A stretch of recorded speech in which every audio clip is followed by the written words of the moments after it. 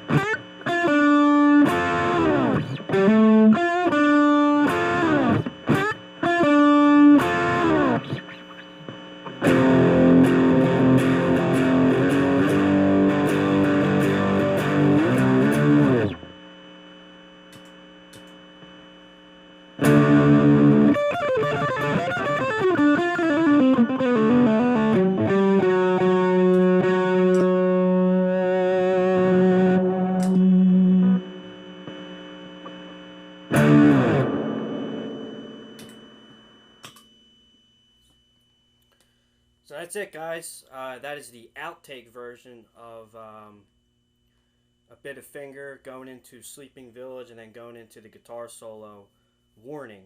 And if you listen to that version, obviously that's the version that's not on the debut album, Black Sabbath.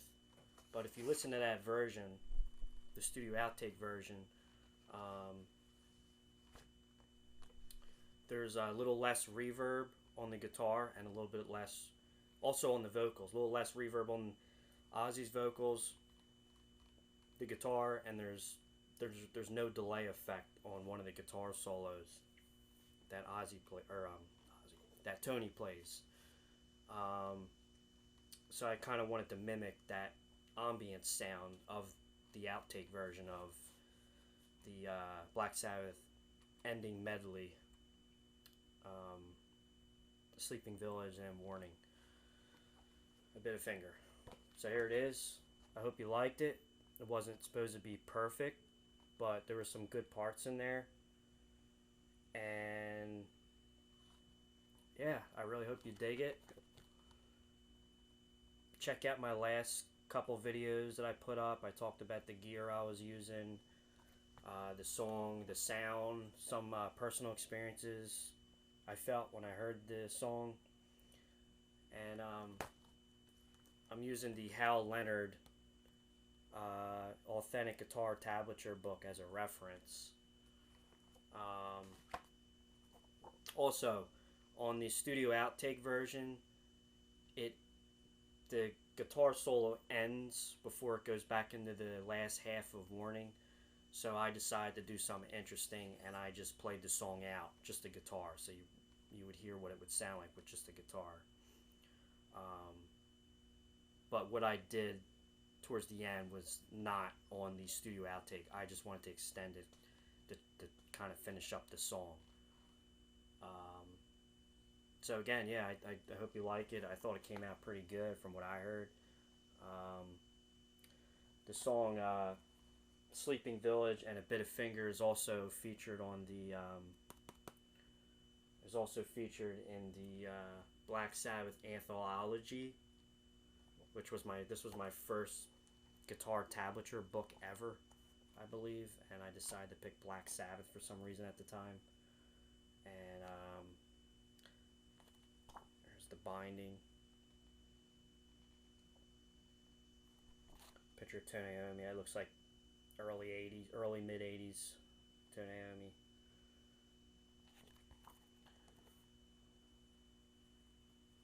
And it just says, more than 25 of the greatest hits by one of the greatest heavy metal bands in the world, including Paranoid, War Pigs, Black Sabbath, Snowblind, Sweetleaf, Iron Maiden, Iron Man, Supernaut, The Wizard, A National Acrobat, Fairies for Boots, Voodoo, all with full lyrics, so you can sing to your heart's content. Check it out. All these songs are in there, featuring all these songs. It's my next dream. I'm gonna be an advertisement person. So anyway, real quick, we'll try to keep this one short because I know it's long. There's the Warner Brothers release. I know you guys seen this stuff 100 times, but I have to make every video consistent because that's just my goal. Warner Brothers release on cassette. Here's the version I was playing. The studio outtake version was taken from the 2016 reissue of the 1970 album Black Sabbath. It was on the bonus tracks disc. Here it is, Black Sabbath's debut, released in 1970, Friday the 13th February in the UK, and in June 1st in the US of A. With the picture of the witch on there, that is Louisa Livingstone, and the 15th century Mapledurham Watermill house in Oxfordshire, which is outside of London. It's a very eerie location. I also found out there was a movie recorded there at that location. I think it was like a World War II movie. I forget what it was. There are some videos of some tourists touring the site on YouTube. Check it out. It's real eerie. Even when you watch it, it's like there's a weird, just a very strange location. The other thing I forgot to say in the last video, I feel like that the lyrics in this video, or in this song, especially in Warning, they kind of remind me of like, the lyrics kind of remind me of like a mirror effect, reflecting back to the lyrics of NIB in a way. Because it kind of just reminds me of like, because NIB, you know, again, is about the devil, Lucifer, falling in love with a woman. And then Warning is kind of like the part 2 of NIB. The lyrics, it's not supposed to be, but it reminds me of it. If you listen to the lyrics, it kind of reminds me of like a breakup, or like evil powers are about to unfold. When he says the sun became all a blur, the thunderclouds rolled by, the sea began to shiver. Kind of like Lucifer was upset and he was shaking the world over this woman. I just like my imagination to drift, but the lyrics kind of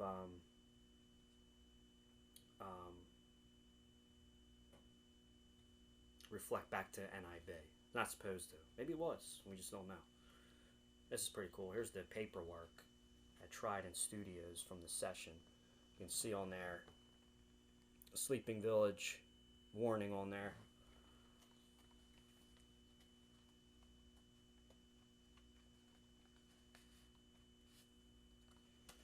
But yeah, the other thing I want to talk about is that I noticed that the outtake versions on this particular, well, not this particular, but the only outtake version that are heard, songs like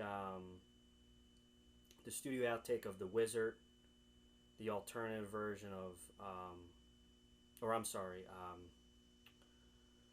the studio outtake of The Wizard, the studio outtake of Behind the Wall of Sleep, and the intro of Sleeping Village and the part 1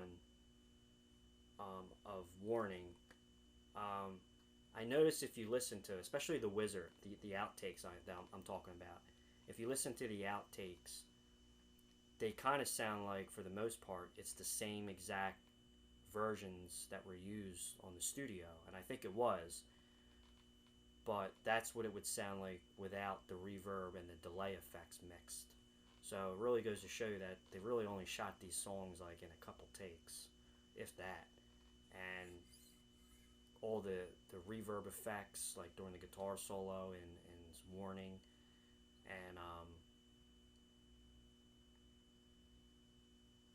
and even the vocals, it all sounds very identical. The licks sound very identical and very similar to the versions that we know that were the final cuts that were put on the album.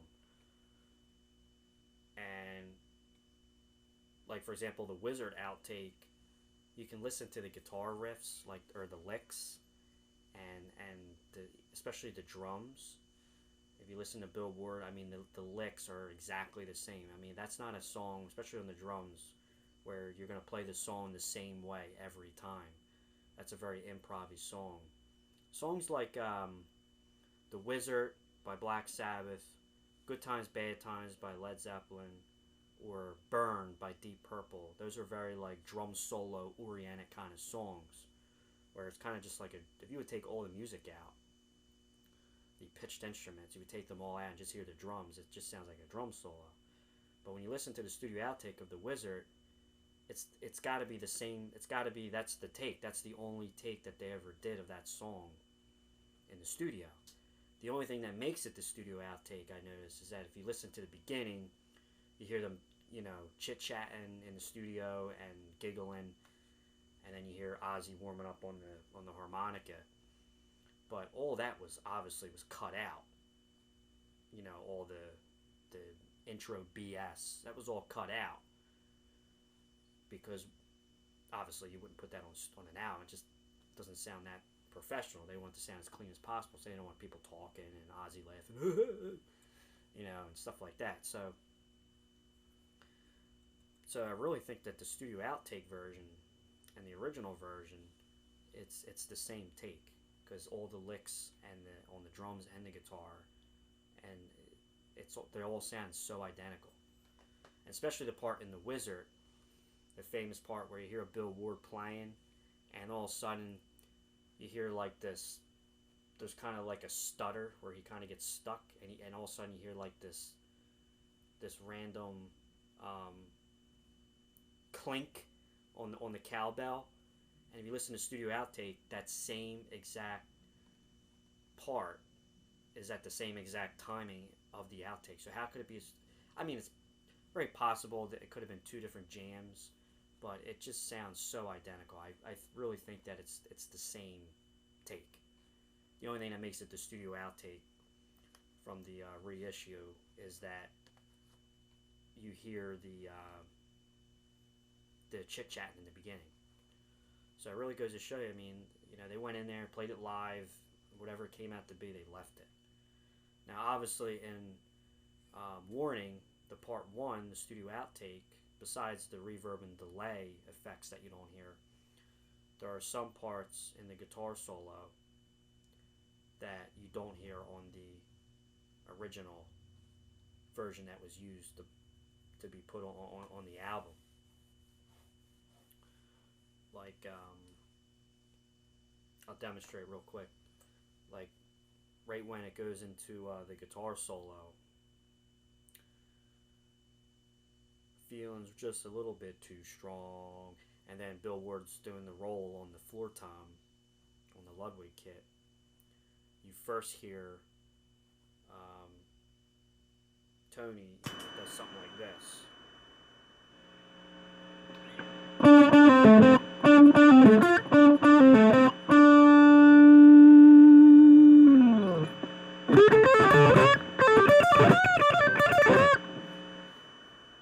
But that first part,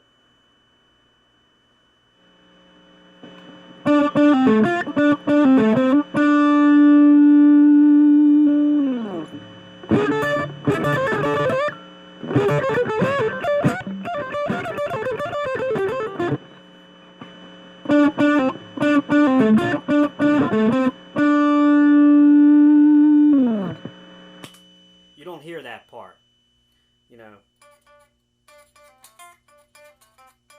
you don't hear that part on the original version. It kind of goes more into something like this. So just a little bit too strong, roll on the 4 time, and then it goes into more like something like this.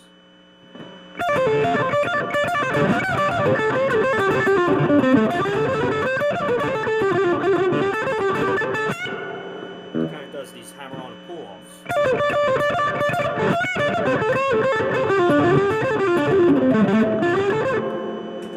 Get the point. But this leads me to my other point, is that I think that that's when they did the overdub in the second day, because the first day was just, let's play the song, let's play the album, all the songs we know live that we're going to put on the album. And it said, even by them, they said we had 1 day to play and 1 day to mix. So probably the overdubbing and some of the guitar takes were probably on the second day. And then you could see they would pick and choose what they wanted. But the majority of the album was recorded in 1 day. They only had another day just to mix it with the reverb, delay, and get the sounds just right. And they did a couple double tracks or overdubs with Ozzy's vocals, I think, and then they did some overdub with the guitar, obviously, because obviously in Sleeping Village, before it goes into Warning, and it goes like the part where it goes into that jazzy swing part,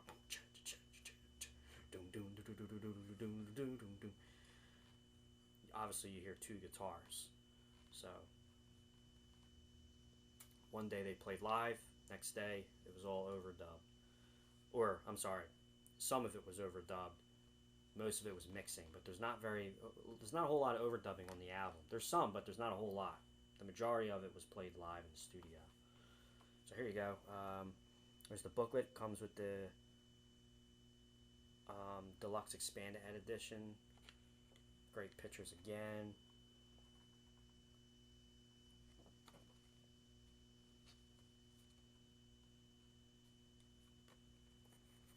There's the singles on the bottom there.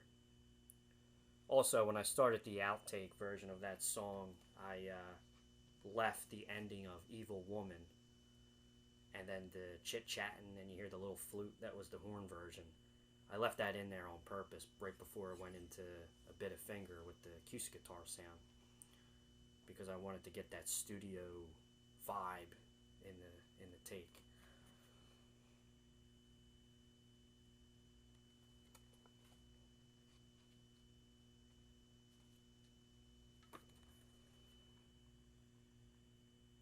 Regent Sound Studios, 1970, I believe in June, recording, getting ready to record Paranoid. There's another great picture. Tony Iommi playing his white Gibson Les Paul Custom. Or it's either that or it's a SG Custom. Not sure what year that is. Not sure if that's when they're still calling them Les Pauls or SGs, but originally the SG was going to be the new Les Paul, but Les Paul didn't like it, so they took his name off and just called it SG, which stands for Solid Guitar. I don't know why I didn't like it. It's such a sexy guitar. I mean, it's an awesome guitar.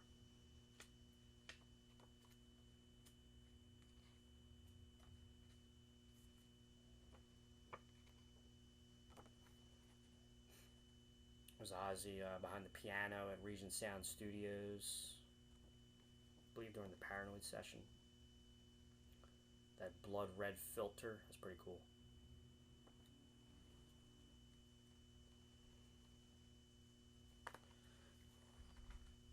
And then, of course, the vinyl version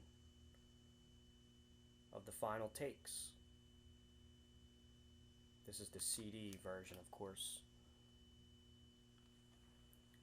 I like this picture the best, just the way the paint is in there, really nice. Definitely looks like fall in that picture. The photo was shot about 4 a.m. in the morning, super cold and eerie. No inverted cross, just black, Warner Brothers, 1970.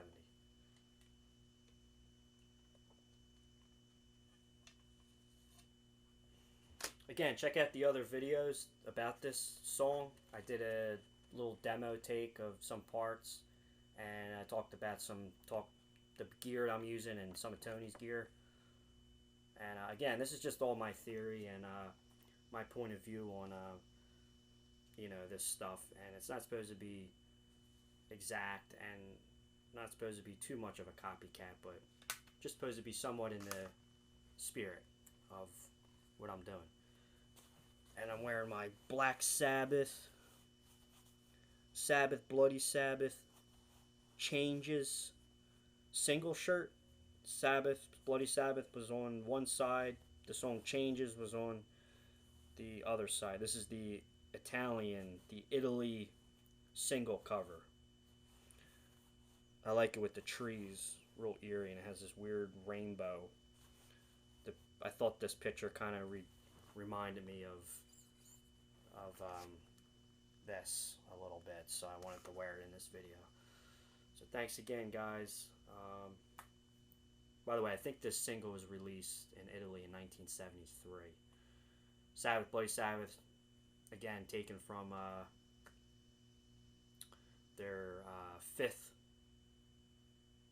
studio album, Sabbath, Bloody Sabbath, and then Changes was taken from their Volume 4 album, and those were the singles.